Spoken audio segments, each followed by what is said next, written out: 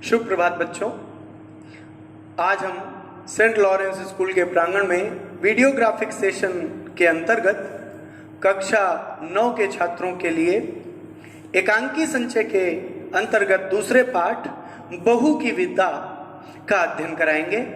आशा है आप सभी इस पाठ को बड़े ध्यानपूर्वक सुनेंगे और इसको समझेंगे। बहु की विदा श्री विनोद रस्तोगी द्वारा विरचित एक एकांकी है, जिसमें भारतीय समाज में व्याप्त एक कुप्रथा दहेज के ऊपर इस एकांकी की रचना की गई है। आखिर ये प्रथा किस प्रकार से फायदेमंद है या नुकसानदेह है, इस विषय में लेखक बता रहे हैं। कहानी का जो कथानक है वो कुछ इस प्रकार है। कहानी में जो पात्र हैं जीवनलाल की अवस्था लगभग 50 वर्ष है। उनकी पत्नी लगभग 45 वर्ष की हैं और उनका एक बेटा है रमेश, उनकी बहू कमला और कमला का भाई प्रमोद, जो कि कमला को विदा कराने आया है। बच्चों, भारतीय समाज में एक परंपरा थी, पहले थी, अब इस समय धीरे धीरे विलुप्त होती जा रही है, क्योंकि आजकल मानव जीवन बड़ा व्यस्त है, तो अब वो प्रथा धीरे धीरे लुप्त हो रही है। तो क्या था कि जब बेटी की शादी हो जाती थी, विवाह हो जाता था, तो पहला सावन का जो महीना था उसे लड़कियां अपने मैके में बिताती थी। पूरा महीना भर झूले झूलती थी, मैके में रहती थी, प्रसन्न रहती थी। और एक महीना उनको इसीलिए दिया जाता था कि भाई महीना भर अपना आराम से रहो। अब न तो उतने पेड़ पौधे हैं जिन पर झूले डाले जा सकें और ना ही इतना समय है कि कोई रुक सके या किसी को रोका जा सके। तो धीरे धीरे ये प्रथा लुप्त सी ही है।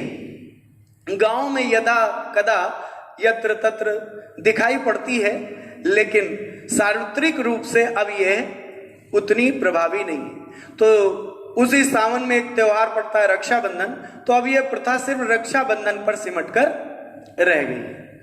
तो वो जो प्रमोद है वो अपनी बहन कमला को विदा कराने जाता है विवाह के पश्चात। अब होता क्या है कि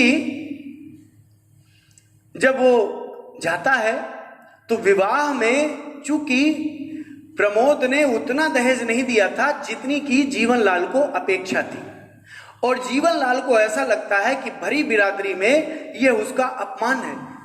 उसके अनुसार तो प्रमोद और उसके घर वालों ने बारात की भी खातिरदारी अच्छे से नहीं की, और इससे उसके समाज में, यानी वो एक व्यापारी था, तो व्यापारी समाज में उसकी एक हंसी, उसका एक मखौल का विषय बन गया था, ऐसा उसको लगता है। तो वही खीज की भावना वह रखे हुए है और वह प्रमोद से साफ मना कर देता है, भैया मैं विदा नहीं करूंगा। काफी देर बात होती है, तो एकांकी की शुरुआत यहीं से होती है। तो क्या सोचा आपने? तो जीवनलाल कहते किस बारे में? अरे वही कि कमला की विदा। बोले मैंने पहले ही कह दिया। मैं यहां सारांश बता रहा हूं, तो आप इसको सारांश की तरह से ही देखें। अब जो है प्रमोद कहता है कि अगर आप ऐसा नहीं करेंगे, विदा नहीं करेंगे, तो मां के दिल पर क्या गुजरेगी, उनको चोट लगेगी मन पे। तो जीवनलाल कहते भाई अगर इतना ही ख्याल था तो पूरा दहेज देते। ना तो आपने बारात की पूरी खातिरदारी की और ना ही आपने दहेज पूरा दिया।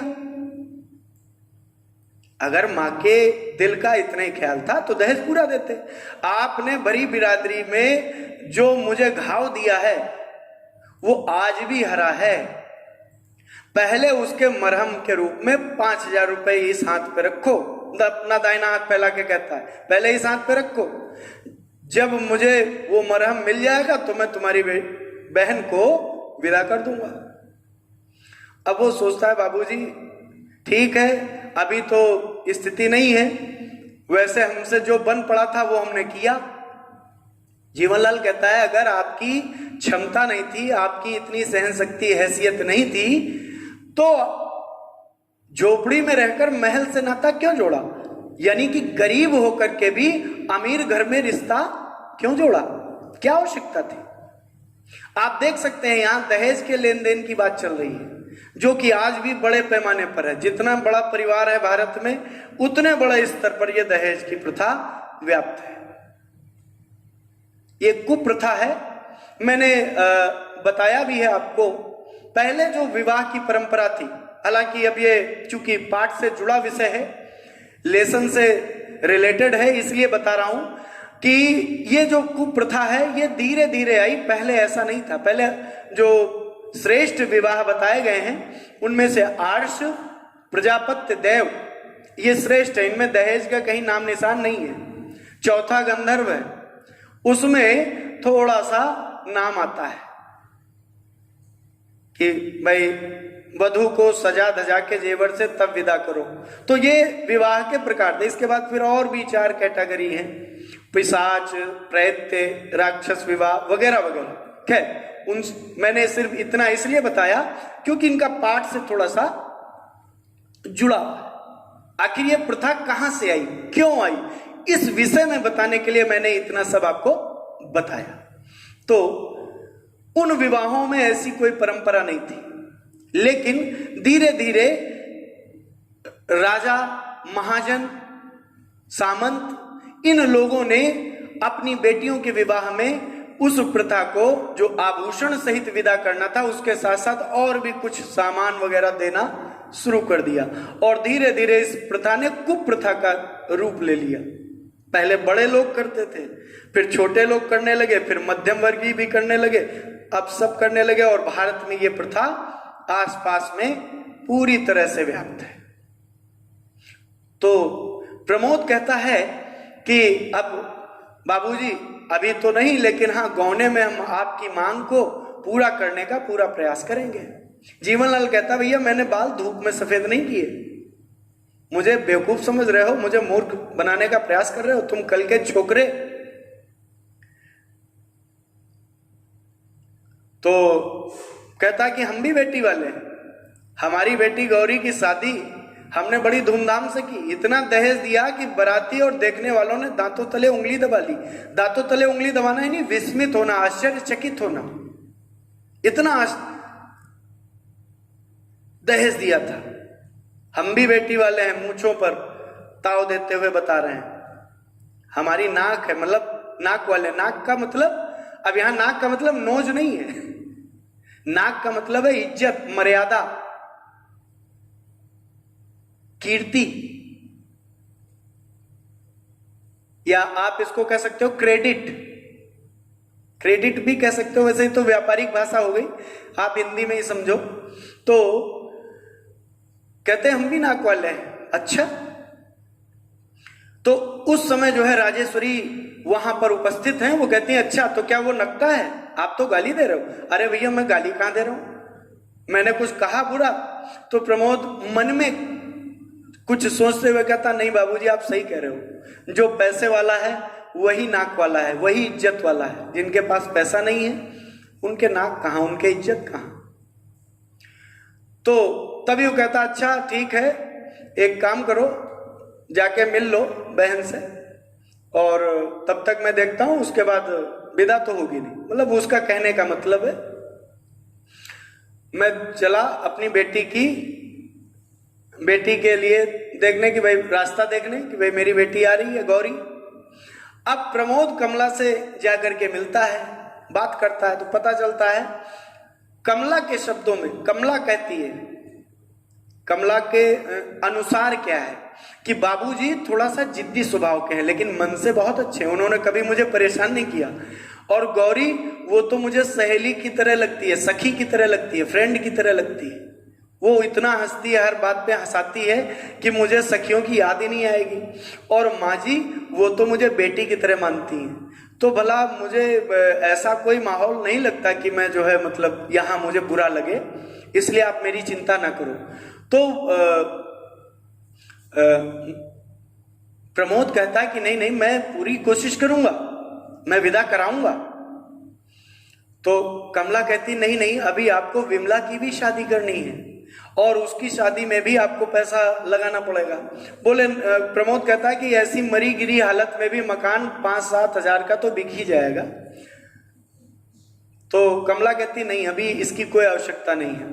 तभी जो है राजेश्वरी आ जाती है। वो कहती कि बैठो बेटा, क्या बातें हो रही है। तो दोनों सकपका जाते थोड़ा सा, क्योंकि भाई 2 लोग बात कर रहे हो, अचानक कोई तीसरा आ जाए तो जाहिर सी बात है कुछ हड़बड़ाहट होती है। उसी हड़बड़ाहट में दोनों उठ खड़े हुए।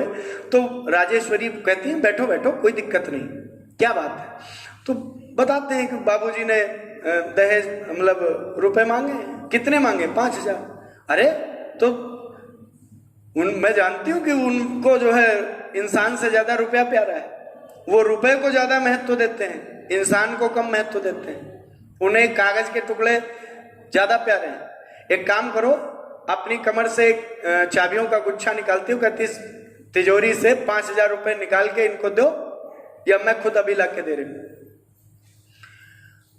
और इनके मुंह पे मार दो, कह दो ये लो मरहम। कहते नहीं बाबूजी, नहीं माँ जी, ऐसा नहीं। प्रमोद भी कहता माँ जी ये बिल्कुल भी नहीं। अरे एक तरफ माँ कहते हो, दूसरी तरफ संकोच करते हो। फिर नहीं माँ जी ये अच्छा नहीं है, ये ठीक नहीं लगता। और ऐसा कह करके वो थोड़ा सा बाहर की तरफ निकल जाता है। तभी देखते हैं एकांकी में दृश्य आता है, दृश्य बदल जाता है। तो देखते क्या है कि रमेश जो है गाड़ी से उतर रहा है अकेले, और उसके साथ गौरी नहीं है। जीवनलाल पूछते हैं क्या हुआ, गौरी कहाँ है? बोले वो तो आई नहीं। क्यों? उसके ससुराल वालों ने नहीं भेजा। क्यों नहीं भेजा भाई? कह रहे थे दहेज पूरा नहीं दिया। अरे दहेज पूरा नहीं दिया? हमने तो अपनी जीवन भर की कमाई उनको दे दी, उनको दहेज ही पूरा नहीं मिला। तो राजेश्वरी बोलती है दहेज तो दहेज है, मतलब संवाद में नहीं है, मतलब वो बतानी है। उसके बताने का मतलब है कि भाई दहेज तो दहेज, बेटी वाले तो दहेज देने के लिए ही बने, कितना ही दहेज दे दो। कभी बेटे वालों की नाक सीधी होती है, आंखें सीधी होती है? दहेज तो दहेज है भाई। अपनी बेटी पर हुआ तो तुम्हें लगा, और दूसरे की बेटी के साथ तुम कर रहे थे तब। तो जीवनलाल इस वक्तव्य के द्वारा चौंक जाता है, अपना सिर पकड़ लेता है। बेटी बेटी, बहू बेटी, बहू बहू, बेटी बेटी, यही कहते कहते अचानक उसके मन में एक विचार आता है, और उसको लगता है कि हाँ मैंने गलत किया। और वो जो है राजेश्वरी के बातों से ये सहमत हो जाता है कि हाँ मेरी ये गलती थी, मुझे बहू को भी बेटी के समान ही समझना चाहिए। जब तक मैं बेटी और बहू में अंतर करूंगा, तब तक मेरी बेटी के साथ भी बेटी और बहू का अंतर होगा। अगर मैं नहीं करूंगा तो मेरी बेटी के साथ भी अच्छा व्यवहार होगा। तभी प्रमोद कहता है कि बाबूजी अच्छा मैं चलता हूं, और अगली बार जब आऊंगा तो आपके मरहम का पूरा प्रबंध करके आऊंगा।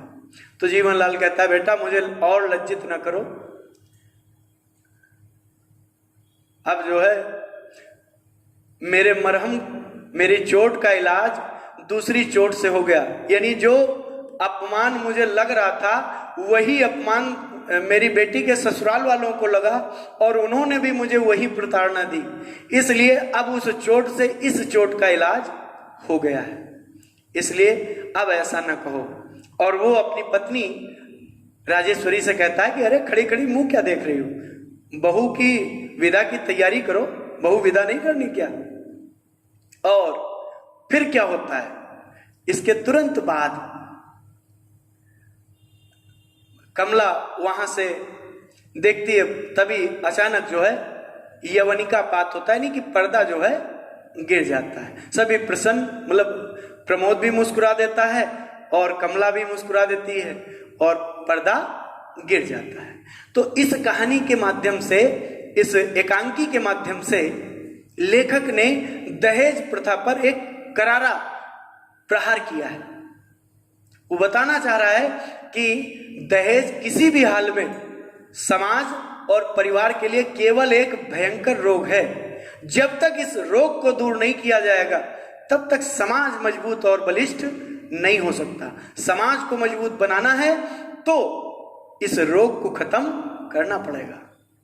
और इसीलिए उन्होंने एकांकी के अंत में यह भी दिखाया है कि जीवन लाल का हृदय परिवर्तन होता है और वो बहू के उस बिछोह रूपी दर्द को अनुभव करता है जो संभवतः उसकी बेटी को उसके ससुराल में मिल रहा होगा, और इसीलिए वह अंत में अपनी बहू की विदा की तैयारी कर लेता है और अपनी पत्नी को भी आदेश देता है कि भैया तैयारी करो, और यहीं पर यह एकांकी समाप्त होता है।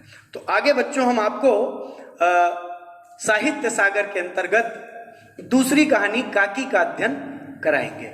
आशा है आप सभी इस वीडियो को ध्यान से सुनेंगे और इसको समझने का प्रयास करेंगे। कहानी का कथानक क्या कह रहा है, क्या इसके अंतर्गत वो कहना चाह रहा है। आप जितना गौर से इसको समझेंगे उतना ही कहानी, इसका कथानक समझ में आएगा, सारांश समझ में आएगा, और आप इसको प्रश्नोत्तर के आधार पर अच्छी तरह से कंठस्थ कर पाओगे, समझ पाओगे, याद कर पाओगे। अब अगले सेशन में फिर मिलेंगे। धन्यवाद।